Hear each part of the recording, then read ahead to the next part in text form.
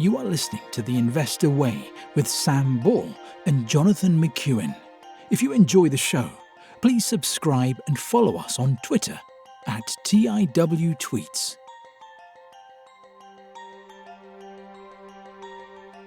Hello and welcome to The Investor Way with myself, John McEwen, my co-host Sam Ball. This week on The Investor Way, we have easyJet, Sage, Lloyds, Filtronic, ASML, and our US company of the week is PayPal. Sam, shall I kick us off with easyJet? Absolutely. How are they doing and how's the airline industry doing? Well, easyJet are doing well. So they had their Q1 results out last week. easyJet's first quarter revenue rose 11% to £2.3 billion. Growth in its airlines business was driven by increased capacity and fuller planes. The holiday business saw revenue climb 26%, helped by double-digit customer growth. Underlying pre-tax losses widened from 61 to 93 million pounds, reflecting increased investment into the new or setup of the new strategic bases in Milan and Rome. Net debt improved from around £500 million to around 100 million, and bookings for the second quarter are up 2 percentage points, and second half bookings are up 1 percentage point on the prior year. The full year outlook remains unchanged, with capacity expected to expand by around 7%, and holiday customers are expected to grow by up to 15%. The shares rose around 2.5% in early trading. In terms of valuation, easyJet has a market cap of £3.6 billion and trades at 0.88 forward price to book, compared with a 10-year average of 1.46, with a prospective dividend yield of around 3%. I thought these results were very good. I think we've said it many times, it's a really difficult sector, but they are doing very well when it comes to operationally, particularly growth in the package holiday division, which I don't know. I find that quite surprising because I think with that, you see kind of a race to the bottom. You've got your Trivagos and things. And my impression over the last 10 years was that package holiday had really kind of disappeared on the back of people booking those things independently. But that's, great to see from easyJet and no mean feat. They're also leveraging as much out of the ancillary revenues, which they're doing a really good job at. So they're kind of the add-ons that many of you will be familiar with if you've ever flown with easyJet, Ryanair, Wizz Air. So adding on extra baggage, whether you want to go to the front of the queue, those kind of package, they're making as much as, they're doing a really good job in terms of increasing the revenue from those. I suppose tailwinds. Now, obviously, with airlines, they've got huge capital expenditure on maintaining the fleet. So the other big tailwind is fuel prices. Obviously, they're just a cost taker. There's nothing that they can do about it. They can have small hedges against it, but ultimately, if fuel prices are high, there's only so much they can hike their fees or their flight prices by, and that does really hit the bottom line. So that's obviously a big concern if you're looking to invest in this industry. And whilst I think easyJet is an excellent operator, for the reason of that huge capital expenditure and the tailwinds that they can experience from fuel prices with little that they can do about it, I would think it's uninvestable. But the figures that they've put up, I think, are pretty good. I appreciate underlying pre-tax losses have widened, but I think you can explain that with the bases that they're setting up in Italy. But I think the underlying figures are otherwise pretty good. Sam, what are your thoughts? Pretty similar. I'm surprised, like you are, about the package holidays. I'd expect that to be a business that declines more and more over time, but if that's not happening, it's not happening. I think good operator, but in a really tough industry. So for me, uninvestable. We did actually, it reminds me, I forgot to tell you, but we had a comment on our YouTube on, oh yeah, I think it must be last time we covered easyJet. We covered it a few weeks ago. I can't remember why now. I don't know if it must have been a trading statement. But he called us clowns for calling the airline industry uninvestable. Really? Yeah, he said, clowns, airlines totally uninvestable, 3 exclamation marks. IAG price doubled. Typically idiots tipping high PE companies. So for me, I think if you look at 100 years of the airline industry for investors, and there's that Buffett quote, a far-sighted capitalist should have shot Orville Wright out of the sky. That was Buffett. They might have periods where they do well, but I think we saw in COVID and even before then just how exposed they are to so many factors that are outside of their control. So for me, yeah, it's still uninvestable, unfortunately. But yeah, good operator. Yeah. Okay, on to another quality business and one that you're familiar with professionally. Yes, so Sage Group. Again, we actually covered Sage Group quite recently. So I'm not really going to go into what the business is for anyone who doesn't know, because you can just go back a few weeks and see the previous episode. But since we covered the last set of results, they've come out with a Q1 trading statement. So I will just dive straight into the trading statement. And I thought it was quite useful to go over it as well, just because Sage is one of the companies that has been dragged down with a lot of the other sort of techie companies that are maybe going to be potentially impacted by AI. So Sage Group, leader in accounting, financial, HR and payroll technology for small and mid-sized businesses, today issues a trading statement for the 3 months ended 31 December 2025. Total revenue was up 10% to 674 million, and the Sage Business Cloud was up 15% to 574 million. So it's making a huge amount of that revenue is on the cloud now. And revenue by region, North America makes up almost half with 304 million, and that was up 13%. Europe makes up 176 million out of that 674, and that was up 7%. And UK, and I think it's Ireland, UKIA, I'm not sure what the A is. Anyway, they're up 10% to 194 million. They've said, just to break the results down a bit further, they said in North America, revenue increased by 13% with strong performance from Sage Intacct, together with continued growth in Sage 200 and Sage 50. In UKIA region, revenue grew by 10%, driven by rapid scaling of Sage Intacct alongside continued growth in small business solutions, including Sage Accounting and Sage 50. And in Europe, revenue was up 7% with good growth across accounting, HR and payroll solutions. Sage Business Cloud revenue increased 15%, which was driven by balanced growth from both new and existing customers, including cloud native revenue growth of 24% to 253 million. Recurring revenue grew by 10% to 655 million, and that was up from 593 million a year ago, and that reflects continued momentum in annualized recurring revenue during the quarter. Software subscription revenue grew 12%, and that results in subscription penetration of 84%, which is up from 83% a year ago. On an organic basis, total revenue increased by 10% to 673 million, while recurring revenue increased 10% as well. And in the CFO's statement, he said as part of that, we reiterate our full year guidance as set out in our 2025 full year results announcement and remain focused on driving efficient, sustainable growth and long-term value for all stakeholders. In terms of the valuation, Sage now trades at a PE ratio of 20 and has a dividend yield of 2.59%. The shares are down 20% in 1 month, 24% in 3 months, and 36% in a year. Firstly, this statement's fine. I do question whether there was any need to release the statement, given that everything's kind of in line with what they previously guided. And we have seen it with a couple of other companies, and I do wonder if that's because of the way the share price is being treated with the AI concerns. I think, like we said last time, I think it does look like a quality business.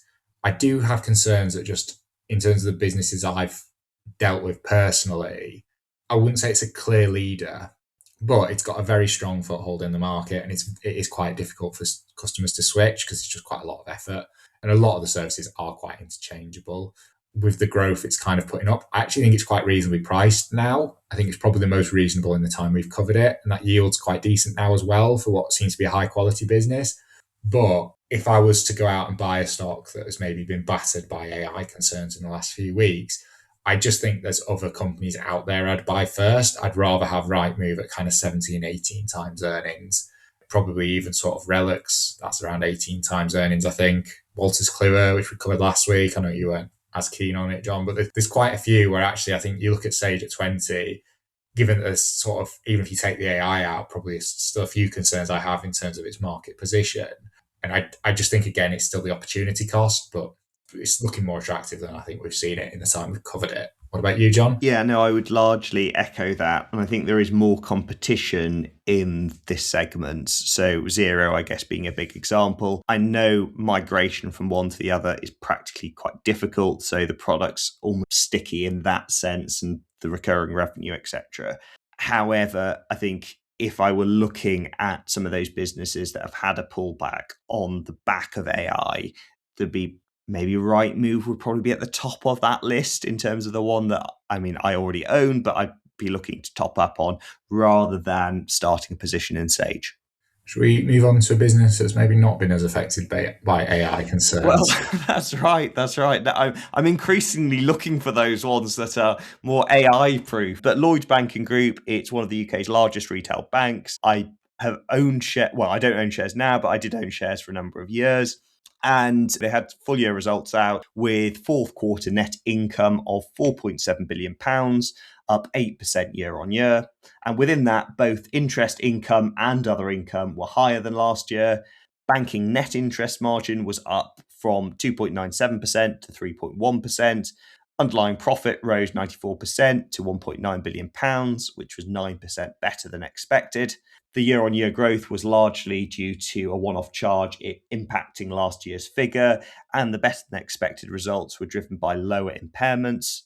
A final dividend of 2.43 pence per share takes the total for 2025 to 3.65 pence, which is up 15%, and a 1.75 billion share buyback was also announced. After accounting for the dividend and buyback, the group's CET1 ratio, which is a key measure of financial strength, stands at 13.2% against the minimum target of 13%. And 2026 underlying net interest income is expected to be around £14.9 billion. And the shares were down around 1% in early trading. In terms of valuation, Lloyds has a market cap of £62 billion and trades at 1.4 times forward price to book, compared with a 10-year average of 0.84, and it has a prospective dividend yield of 4.1%.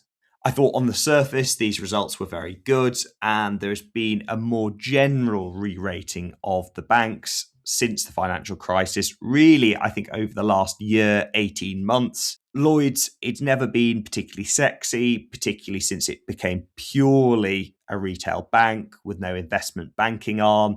But it is a key player in the UK mortgage market, and it's seeing increased loan growth. Obviously, it's a very difficult market. It's very competitive, but they're doing well in it. Another positive is also that the deposit migration, which I think, again, just anecdotally, it feels like the past of 5, possibly more years, with challenger banks popping up left, right, and centre, offering enticing rates. That seems to have now slowed, and often it would seem with a lot of those challenges, you get a very decent introductory rate and then it drops off. Don't have any sort of customer support. Often the platforms are lacking, and that's now moderated, and I think you're seeing that in the numbers. Other areas that it has credit cards, it has insurance, and it has some sort of retail investment management, which again have been adding to the bottom line. In terms of headwinds, there was PPI, which is now sort of well and truly over. That cost Lloyds and some of the other banks a huge amount of money. There is the potential for penalties with the mis-selling of motor finance. My understanding with that is that the industry is now a bit more bullish, and they don't think that's really going to come to fruition, and it's not going to be, PPI over again. And Lloyds have set aside £2 billion for this anyway. So in summary, I think it's, on surface, good set of numbers.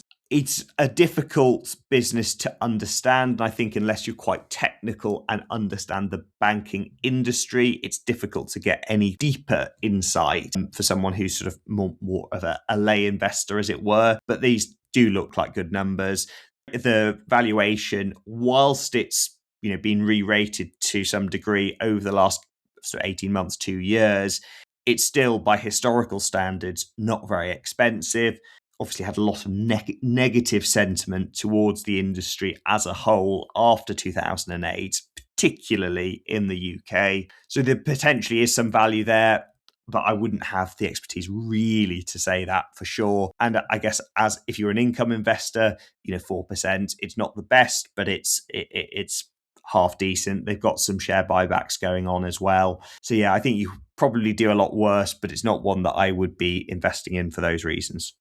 Sam, what are your thoughts? I think operationally, there's not a lot you can criticise. I think the results are really good. It's been putting up good results for a few years now, but I think that is now reflected in the share price. And I just think it is a cyclical business, and buying these kind of businesses at the top of the cycle. I'm not saying we are at the top, but towards the top of the cycle, at a higher PE, because the PE is now 15 on it.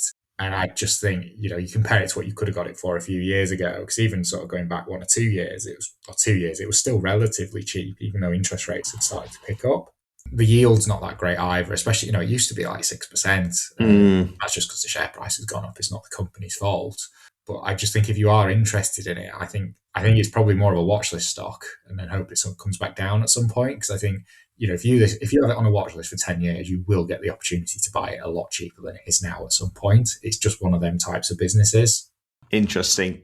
Moving on to Filtronic. And now, is this a debut on the show, Sam? It is a debut. So it's not a company I'd actually heard of, but Paul Adele requested it, and he has been on the show a couple of times. Not a company I'd ever heard of. So if you go into the About section of their website, they say, Filtronic delivers cutting-edge RF and MM wave solutions that power the future of high-frequency communications. From satellite links to next-generation sensing systems, Filtronic design and manufacture high-performance components and subsystems, including SSPAs, filters, and transceivers, ensuring seamless connectivity and precision at the highest frequencies. And then it just goes on in that sense, which I didn't come away from reading that, considering it's the About page of their website. I didn't come away from that having a clear idea of what they actually do. So I had to resort to asking AI how they make money. And that said that they make money by designing and manufacturing high-performance radio frequency components and modules for space, defense, aerospace, and telecoms customers, sold mainly on multi-year contracts and framework agreements.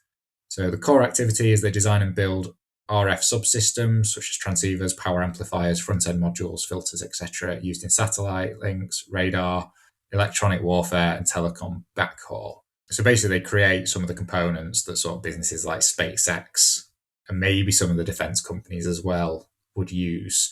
So they have come out with their half-year results, and frustratingly, I don't like it when they do this, but they've not given the percentage changes, which I don't like. But anyway, you don't really need them to get an idea of what's going on. So revenue, that's down slightly from 25.6 to 25.3 million. Adjusted EBITDA, that's down from 8.7 to 5.1 million. Operating profit, that's down from 6.8 to 2.6. Earnings per share is down from 3.08p to 1.2p. Cash generated, that's up from 2.1 to 3.4 million. So they've said the financial results were in line with the board's expectations and very positive momentum in new business activity. Revenue was similar to the record prior period, which benefited from peak delivery on major space programs. Half 1 2026 displayed a more balanced delivery profile with profitability reflecting deliberate and targeted investment in people, facilities, and product development to position the business for accelerated growth. Following strong order levels in the first half, Filtronic has entered the second half with a record order book, providing clear visibility and confidence in our strategy and sustained long-term growth. Operationally, they've highlighted self-funded relocation to a larger headquarters and manufacturing facility completed during the first half, providing materially increased production capacity and capability to support demand. Their investment in the technology and product roadmap continues at pace, and they've enhanced program management and organizational capacity to support a growing number of concurrent major customer programs. For the outlook, they said they've entered the second half with a record order book, increasing customer diversification and strong engagement across its core markets. Growing visibility and quality of revenues, with approximately 90% of financial year 2026 revenues covered by contracted orders, providing strong visibility into the second half and beyond. After a good first half with strong momentum in the business, the board remains confident in meeting current market expectations for revenue and EBITDA. And for financial performance, they've said, as previously communicated, deliberate and targeted investment in the business to achieve sustainable long-term revenue growth in high-growth markets meant profits were lower in the period than the same period last year. As highlighted in previous announcements, the weaker USD had an impact on revenues in the period, giving the group significant exposure to North America. At the same time, the benefits of last year's strategic investments are starting to be realised, including the expansion of our engineering teams, the opening of our new facility, and the associated increase in production capacity to support future growth. While these initiatives have increased cost in the short term, they establish a strong foundation for sustainable growth and are critical for strengthening the business for the years ahead. Before we go back to the results, it's probably worth going into the 5-year figures, which does give you an idea of the kind of growth they've been through. So if we look at the income statement over 5 years, revenue's up from 15.5 million to 56 million last year. And the operating margins improved from 4% to 23%. So it's a business that's clearly been getting better. And if you look at 24 to 25, the revenue more than doubled from 25 to 56 million. So I actually think in the context of how much the revenue increased, it was up by 121% last year. So I think the fact that they've managed to maintain that, and the reason it was only slightly down was because of changes in currency movements. I think that argument they're making that to sustain it, they need to invest in the facilities, and that's why the profits are down a bit.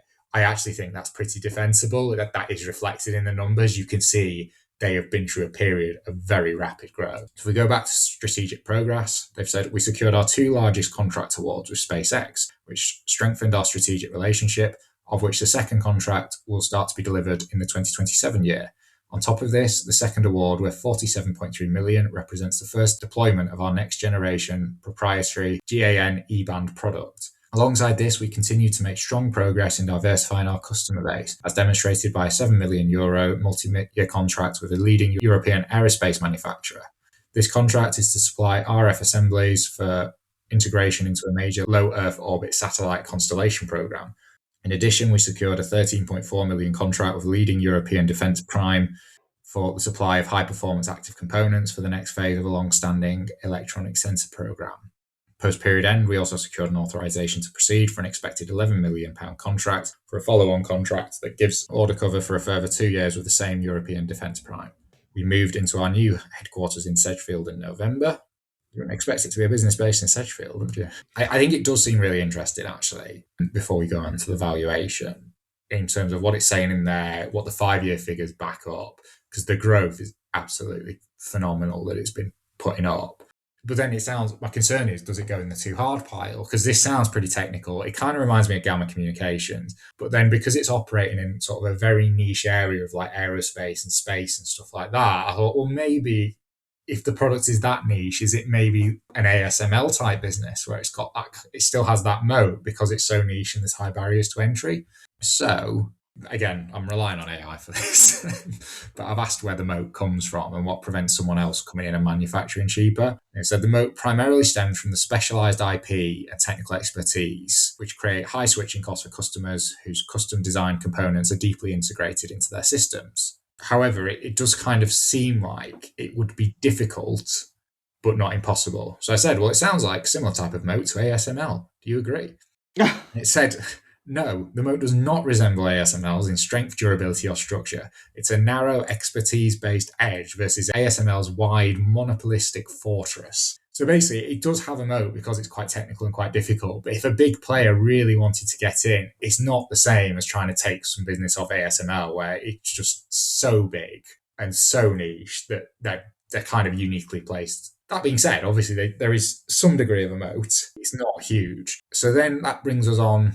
I mean, there probably is a decent moat in fairness, but it's not by any sense kind of a monopoly, basically. So if you look at the share price, the shares are up 114% in 1 year, 1,755% in 3 years, and 2,425% in 5 years. However, the business has a market cap of 438 million, doesn't pay a dividend yet, but the P ratio is actually only 31, which for the growth it's putting up isn't terrible. I think the financials are good.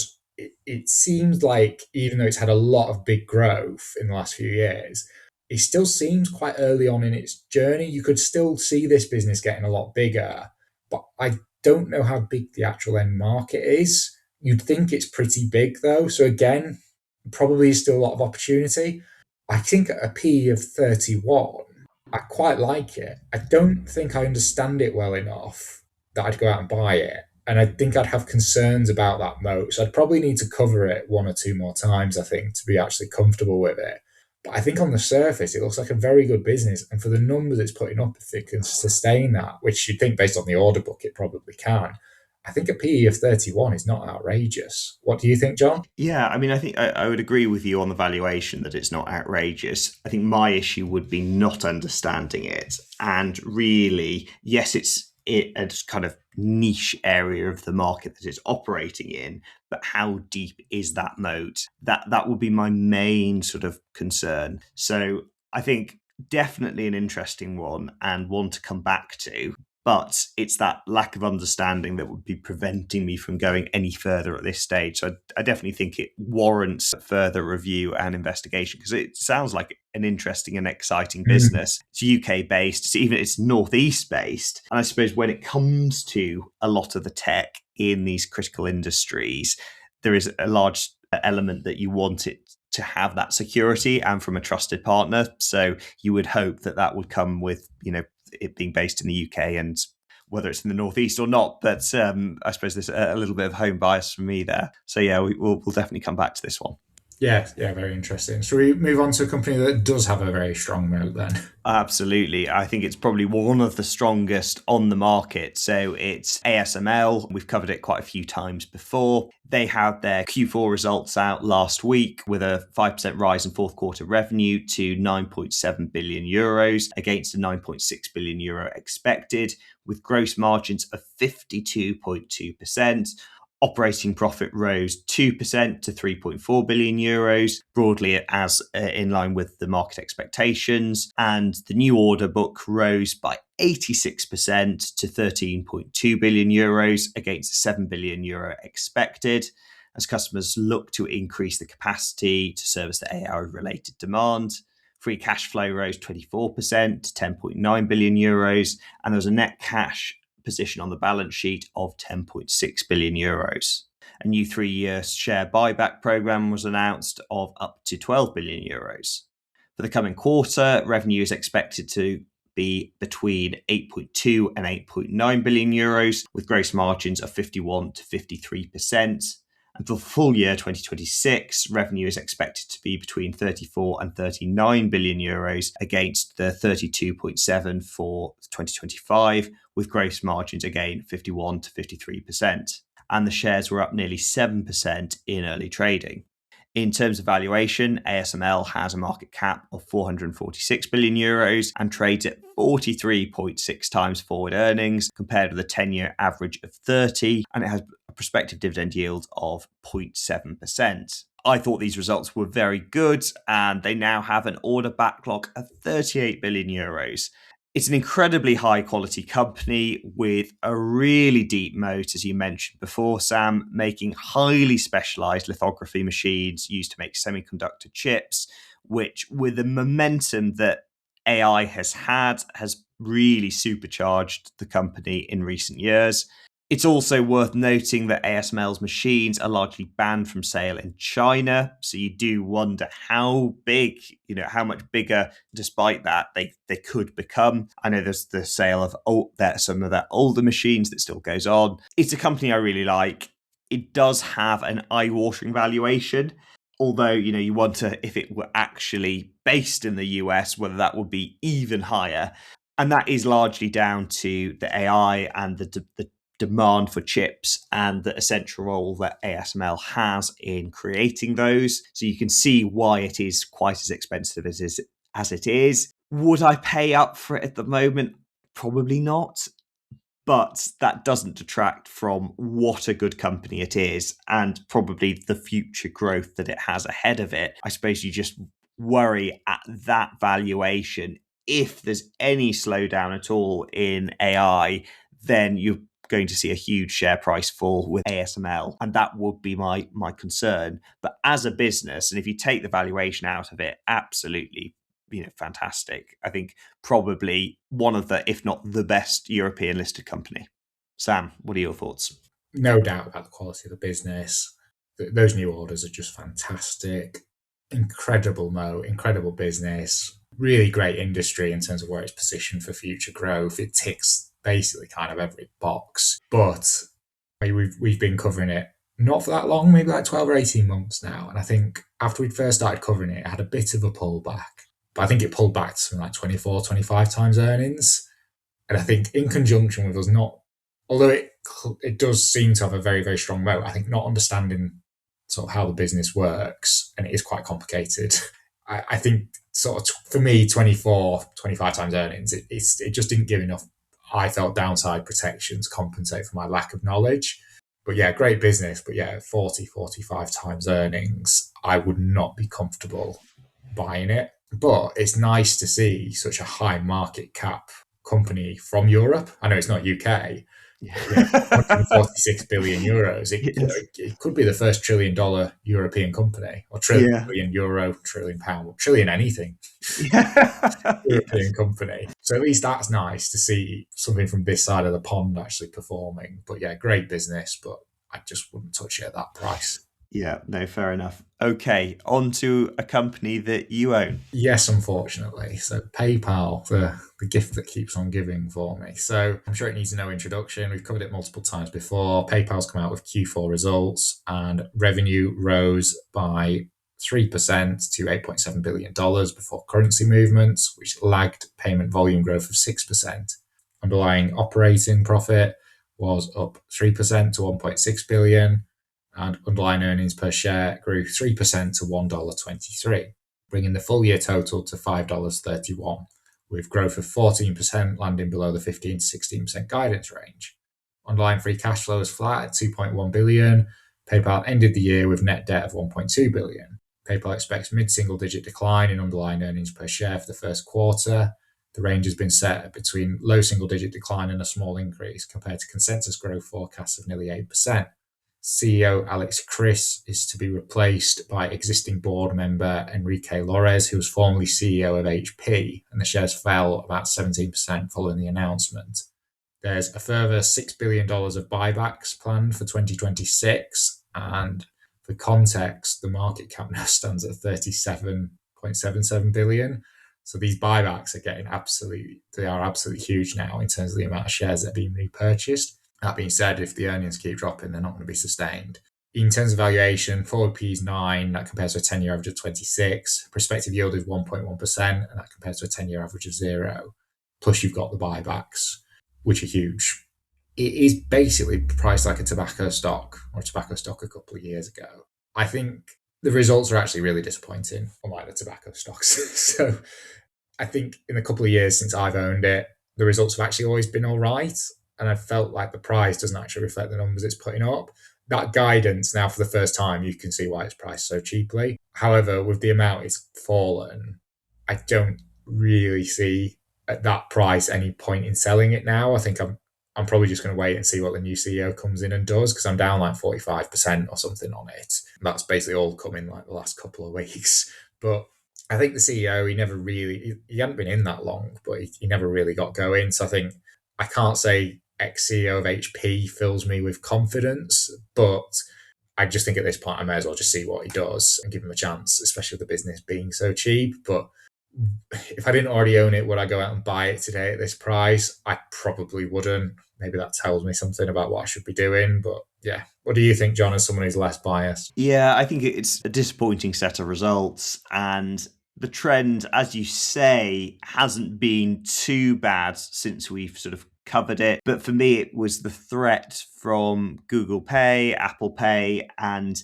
I can't get away from that. And even though it's much cheaper and the numbers so far hadn't been so bad to almost justify that fall in the share price, I wouldn't want to buy a business that is shrinking like this and that may be sort of obsolete at some point. So it's been, whilst tempting at times on paper on a sort of value basis, it's not one that I've ever been close to actually buying.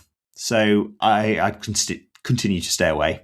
Right then. So in that case, of the 6 businesses we've covered this week, easyJet, Sage, Lloyds, Filtronic, ASML, and PayPal, which do you like the most and which do you like the least?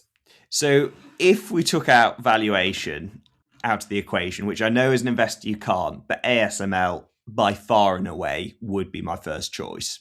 It becomes more difficult taking that out. And if it were my own money and I were going out, it's a tricky one. It would probably be between Lloyds and Sage. Lloyds certainly would probably seem the safer option. It's a bit more sort of stodgy, and I think you know what to expect with the earnings going forward. Sage is cheaper, and I think it's maybe a little bit or the market's been a bit harsh on it in light of AI. I would probably go with Sage on a valuation basis, and I think it still does have quality there of the companies this week at a fair value. So that would probably be my first choice. And last, I think Filtronic is an interesting one. I wouldn't invest in it because I can't understand it at the moment, but I think easyJet is comfortably the last because I just see the industry, despite our comment on YouTube, as uninvestable. I think for me, last would be easyJet. I think that would be quite an easy last. And then first, I mean, I agree ASML is the best business, but I just wouldn't buy it at that price. Filtronic, I don't really understand it well enough yet. So I think of the ones that are left, it's probably going to have to be Sage. I think, at 20 times earnings, I think you could do a lot worse, but I think you could also do better is the issue. But yeah, of the ones on offer at those valuations, with my own money, I'd probably go out and buy Sage out of the 6. Okay. Oh, and sorry, we should have mentioned at the start of the show that there is Fundsmith. And what is the date of Fundsmith, Sam? It's a Tuesday, the 24th of February. And we've met up with a few of the listeners over the last couple of years. It's a really fun event. You don't have to be a Fundsmith shareholder. You can just sign up on their website. But we'll probably meet up in London at a venue to be confirmed. We'll put it on Twitter and have a drink before going along to listen to Terry Smith in the evening. And you'd all be welcome to come. It's a really fun event. Yeah, and if you want any more information, just feel free to get in touch on the Twitter. We have tweeted the link to the sign up as well. So if anyone wants to find that, that's probably the easiest place. So yeah, hopefully we'll have a good group there. But we have in previous years. So yeah, fingers crossed. And on that note, thank you very much for listening. We will see you again next week. See you next week. Thank you for listening to The Investor Way. To get in touch, please follow us on Twitter at TIWTweets. This podcast is for entertainment purposes only and does not constitute financial advice. Neither Sam nor Jonathan are financial advisors. For investment advice, please consult professional advisors.